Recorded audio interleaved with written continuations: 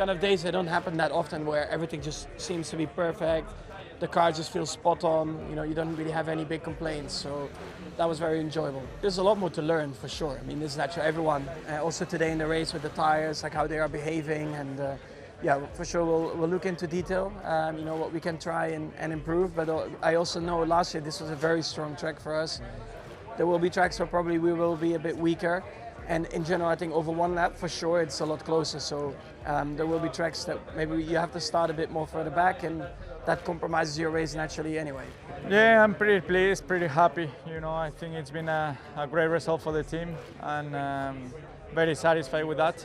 There's plenty of work that we got to do to improve, and hopefully we are able to chip away for Jeddah. I'm aware that there were some things that were not totally perfect from our side. You know, I was struggling quite a bit with the balance, with the downshifts and the engine braking. I think there is some tidy up to do before Jeddah, so I think it's great. You know, we have a full race distance to analyze.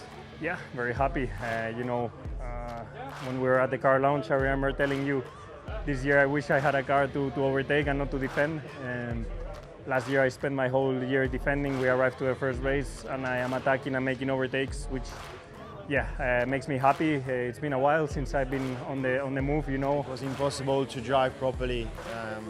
We had big problems with the brakes, which we will investigate what happened in order for it to not happen again. This obviously was a big issue. So in the first 10 laps it was impossible. Every lap I was doing, I would brake 3 or 4 meters earlier, but the issue was getting much worse every lap.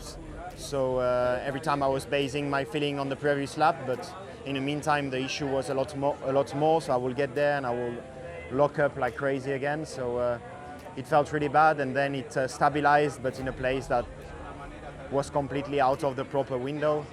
Yeah, it was. You know, made a good move on Charles, and as he said, I thought, here we go. As soon as I got into second, I had all these big red alarms coming on my steering wheel. The engine was overheating. And turns out we got the cooling wrong on the engine, and we had to turn the power down. It was costing us half a second a lap. We don't quite understand how we got it wrong, because we've not experienced that yet, and especially so early in the race. But then it was impossible to defend, so that was a real shame. I think the podium may have just been out of reach, but you know, as I said, it had a huge knock-on effect, and from that point we